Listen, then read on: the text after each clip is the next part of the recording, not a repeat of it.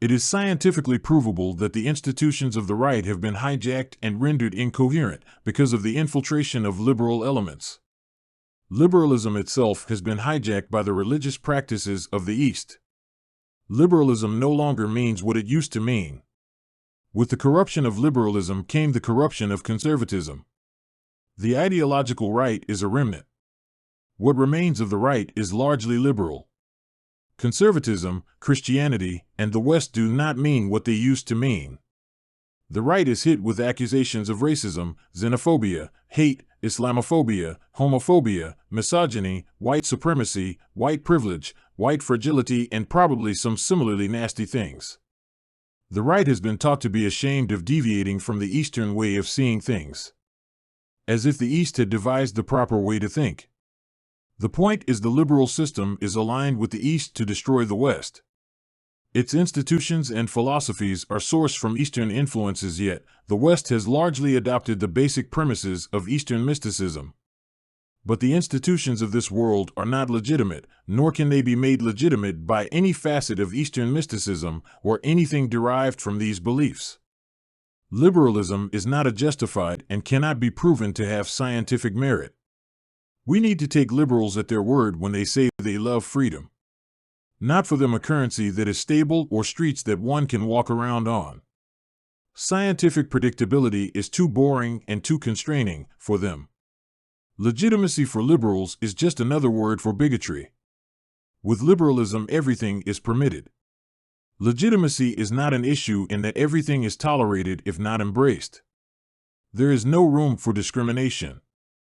But everything is not permitted in nature, and everything is not legitimate in reality. To eliminate liberalism, to eliminate what has no natural right to exist. The Apriorism Suite is a set of 5 programs for creating a justified society, a society with a set of programs that can be validated and verified as legitimate. Making war redundant. The expression is used for a reason. War is the ultimate expression of liberalism. It is ostensibly about gaining wealth and territory and overcoming enemies, but the central feature of war is destruction. The army that can destroy more of that the enemy has at a faster rate than it can be replaced wins the war. War is all about relative rates of attrition. But war is as much about destroying the other nation's sense of legitimacy as about destroying its property. Apriorism destroys the legitimacy of an aggressor without going to war. The central feature is inbuilt redundancy. A list of essential goods is created. The nations of the Apriorism League ensure there is more than one national source for each of the essential items. If a country declares war, it is ostracized by the League. All trade with the aggressor ceases, and all goods previously imported from that nation is substituted for by goods imported from the secondary sources. Trade is not resumed until the damage wrought by war is made good or a schedule of restoration agreed to. The elimination of petty crime. Major crime is a field better left to the established system for the present. However, the conventional system is ill-suited for preventing property and nuisance crimes. Imagine the judiciary system attempting to handle an unruly youth. Schools are put on alert. Teachers and principals are summoned to meet with parents and police. The police investigate and write lengthy reports which are then forwarded to the justice system. Then lawyers, judges, and assistant attorney generals become involved. After that comes children's services, parole officers, the prison system, and all of its guards and administrators. There may be various other professionals called such as those in the mental health field. How many people does it take to deal with a punk disrupting class or caught shoplifting? The responsibility for dealing with a crime belongs to the victim, for only he or she can determine recompense. A crime is a market anomaly. But to have an anomaly, there must be a market standard. A criminal is not a citizen. Just requires moving through the steps needed to restore criminals to citizenship status. The citizen has an account in good standing. A citizen holds an account in a market. A citizen is a person with an account in good standing issued by a local market. The desire of justice is to restore the account of an alien to that of a citizen in good standing. The aggrieved goes to the accused with the details of the issue to seek a resolution. If the resolution is rejected, the plaintiff explains the problem to a citizen. If the citizen accepts the righteousness of the plaintiff's position, both bring the matter to the accused. If there is no resolution, then the matter is taken up in a court of citizens who adjudicate the matter and render a verdict. The accounts of the litigants are reconciled, and if unable to be reconciled, the court issues the conditions by which reconciliation can be achieved and citizenship reinstated. If there is no resolution, the accused is ostracized and ultimately banished. To illustrate the process, a property is vandalized. The suspect is approached and asked to restore the condition of the property to its original state. If this does not satisfy the plaintiff, an adjudicator is notified, and the plaintiff approached with the adjudicator as witness. If the accounts of the litigants are not reconciled by this means, the court is convened at the case heard. The accused, if found guilty, is levied a fine to his account equal to the damages awarded the plaintiff. The account of the plaintiff is credited the damages by the court. The guilty person is given a schedule according to which his debits can be liquidated. If the guilty abides by the schedule, he or she regains full citizenship. If the schedule is avoided, further penalties are added, and at a prescribed point, the guilty is ostracized by the community and ultimately banned on threat of imprisonment from the jurisdiction covered by the market. Ending unemployment forever for everyone. Unemployment is perhaps the most irrational element of modern human society. If we were to imagine the most illogical situation possible, it would probably be people being unemployed. In fact, we only have to add to the unemployed for the situation to become progressively more absurd. In a world where everyone eats, what is more unjust than those who have to arms not using them to ensure mouths get fed? The Bible even says those who will not work, neither shall they eat. Though it was talking about the worthless person, not those whom society has deemed a sacrificial lamb, put on the garbage heap to ensure the rich are not disturbed by excessive wage claims. What is employment but John helping Sue? The implication is that John has a specialized skill that Sue is better off using than her own labor.